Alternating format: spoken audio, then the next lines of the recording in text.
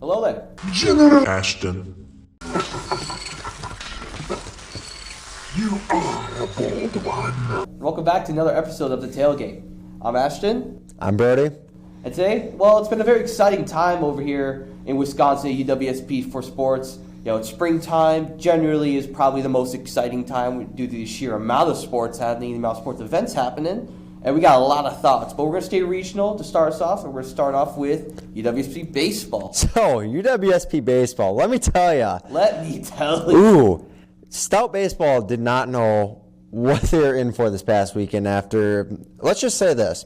Pointers baseball outscored Stout baseball 50-10 in 4 games. They outscored them 50-10. The first game, it was a 14-4 victory in 7 or 8 innings, I forget. And then the second one, a closer game, the 6-5 victory for the Pointers. Third game, absolutely blew them out of the water, 22-0. That was the final. Right? Yep, that was the final. Yeah.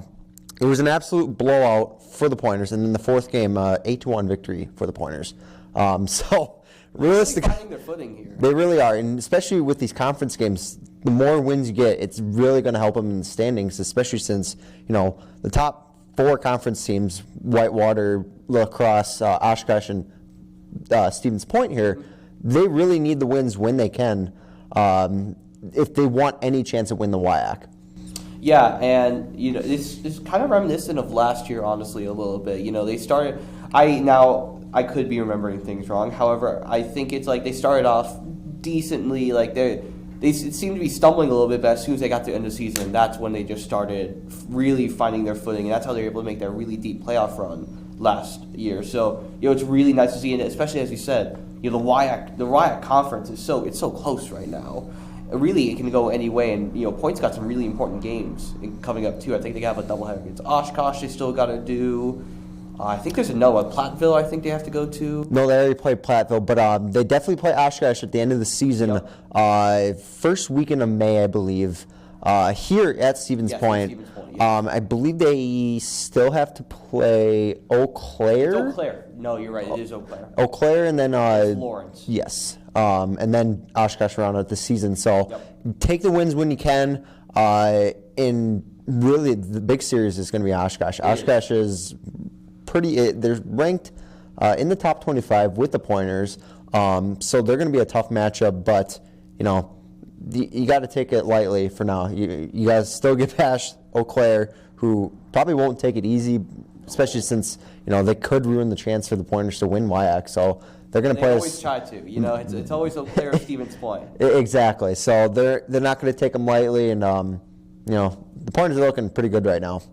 Fantastic. So we're going to keep the local stuff a little short because really this spring is the time for regional action. You got the big 3 the big 4. They all have big things going on right now. So we're gonna start off with I think the smaller of the bunch. We're not really gonna talk about hockey this time around. As much as I love watching NHL. NHL playoffs are on right now. Really great first round actually. I'm having a great time watching it. But you know, we're gonna stick with the local stuff here, the stuff that Wisconsin has teams for, and. Yeah, hopefully soon we can get an NHL team. I'm hoping soon. Of course. I think we're starting with the one that you know is kind of lower in the importance scale right now, but it's still really fun to watch, and that's Brewers baseball.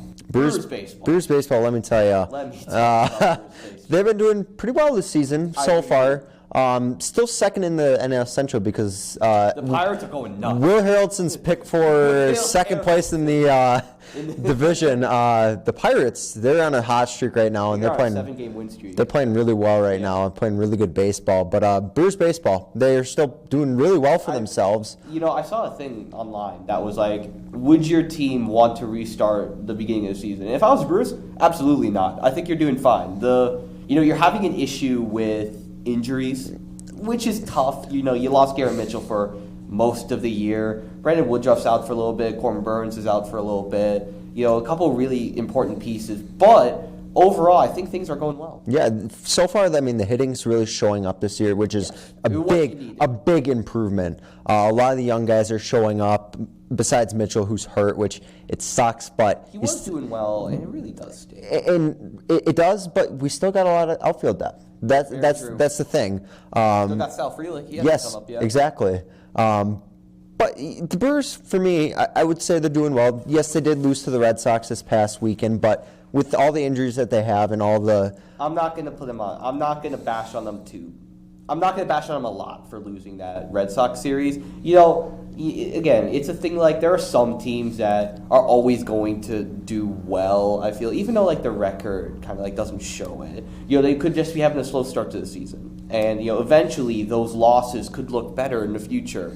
Now that 12-5 one, that's not going to look as good. But it was still, I would say, a couple of really close games beforehand. I think it was, 6-3, and then we won a game 6-5. And it's not like we got swept. We were able to take a game out of that. So, Yes. Yeah, I'm not really too worried about it. Yes, but now they have the Tigers coming up, 3 or 4 game series It's a good game series. in Milwaukee, and then they play the Angels. A huge matchup this next weekend, which a lot of people are going to be going down to see. Ohtani, Trout, and the Angels try to battle it out in Milwaukee, which is in Milwaukee.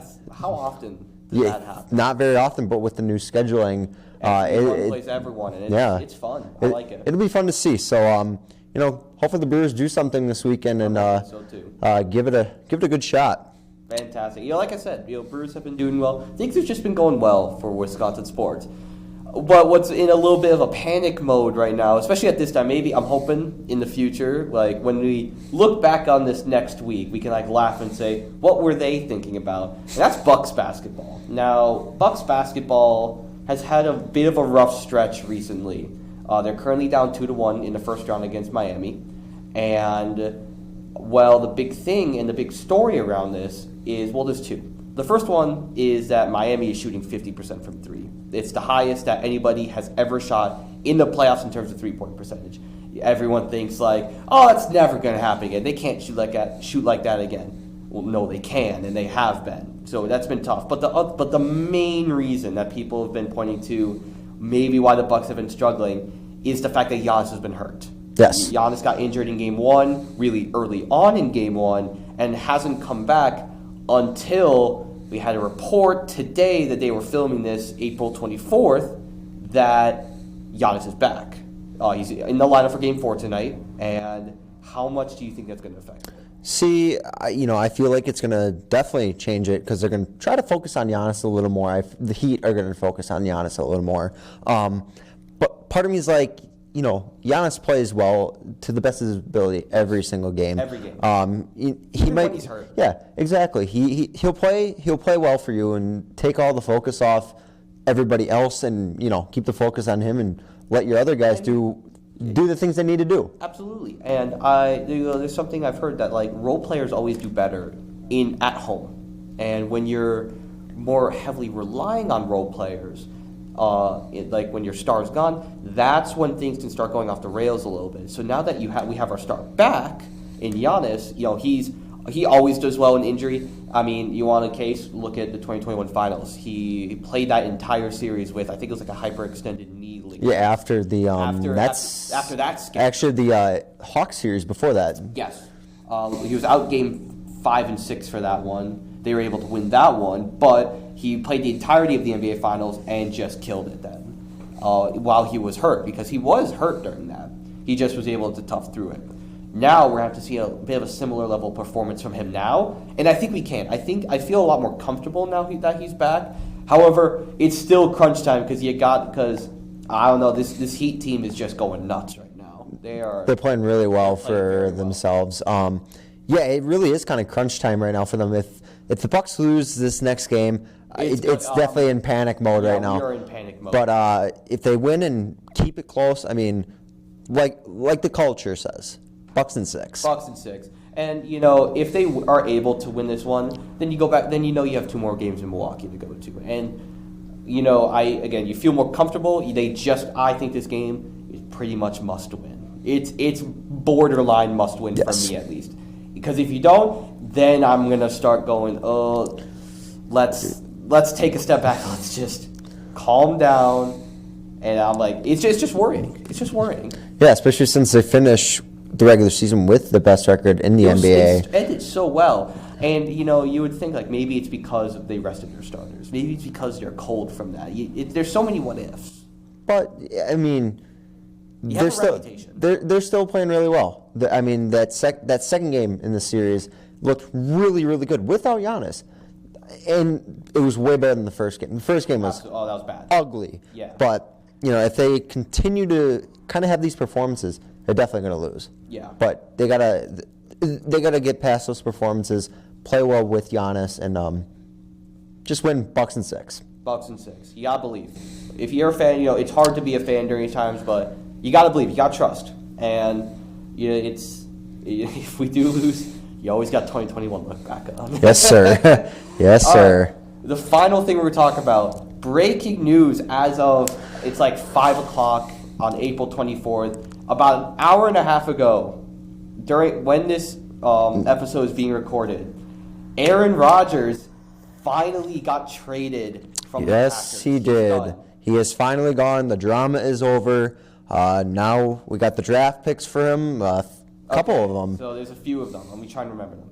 So the Jets get Aaron Rodgers. They get the Packers' 15th pick, and they get the Packers, I think, 5th round pick. One of the 5th round picks. And then the Packers get the Jets' 1st round pick, so number 13. They get a 2nd round pick, so they get 2. And then they get I think they get a 6th round pick. 6th round pick, and then a conditional 2nd round pick for next year that states if Aaron Rodgers plays 65% of the year, that turns into the Jets' 1st round pick. Yes. Honestly, I really like that trade. I think that's a really good trade. I definitely agree, and for me personally, it gets rid of all the drama. We can focus on Jordan Love. It is Jordan Love season, boys and girls. And we can. Oh boy. But yeah, no, it's Jordan Love season. Like there's a new sense of optimism. I feel.